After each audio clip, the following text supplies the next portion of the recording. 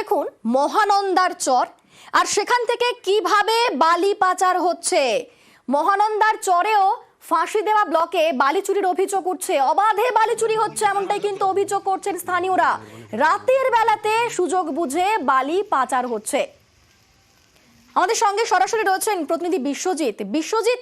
যে ছবি আমাদের ক্যামেরায় ধরা পড়ছে, রাতে বালি চুরি হচ্ছে, একেবারে চর কেটে সাফ করে দেওয়া হচ্ছে, সেই ছবি কি প্রশাসন দেখতে পাচ্ছে না? দেখো, সেই অভিযোগই কিন্তু করছে এখানকার কিন্তু ছোট ডাকপাড়ার বাসিন্দারা, কারণ তারা এ বিষয়ে কিন্তু প্রশাসনকে চিঠি দিয়েছে যে নদীর চর মহানন্দা, যেই নদী কিন্তু একদিকে রয়েছে উত্তর দিনাজপুর, আরেকদিকে দার্জিলিং জেলা, আর এই মহানন্দা নদীর চর কিন্তু অবাধে রাতের অন্ধকারে বিক্রি করছে কিছু অসাধু ব্যবসায়ীরা, এবং যারা তুলছে তারা কিন্তু প্রকাশ্য বলছে তাদের এই পৈতৃক জমি।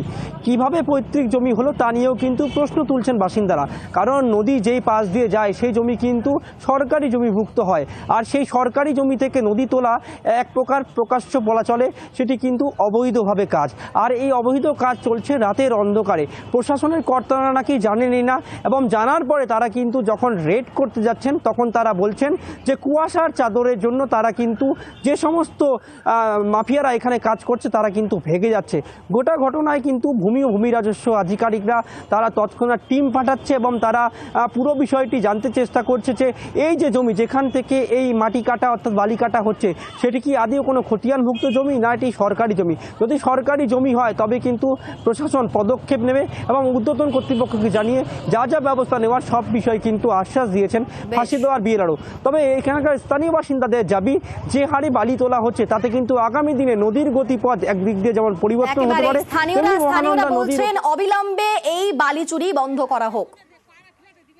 আমরা এটাই চাচ্ছি যেন আমাদের এই জায়গা বালু কাটা না হোক। আমাদের বাঁধ যদি ভেঙে যায় তখন আমরা কোথায় যাবো? যে ভেস্টের জায়গা রয়েছে সেই জায়গায় যদি ওদের খেতিয়ান জায়গা থাকে সেই ক্ষেত্রে খেতিয়ান জায়গা ওরা নিতে পারবে, কোনো আপত্তি নেই আমাদের। যে ভেস্টের জায়গাটা রয়েছে ওই জায়গায় আমরা সবাই গ্রামবাসী মিলে বাইটে নেবো, বাইটে নেওয়ার পরে সেই আবাদ করবো। এটা আমাদের আবদার সরকারের কাছে, যেন আমরা বালু বিক্রি করতে দেবো না।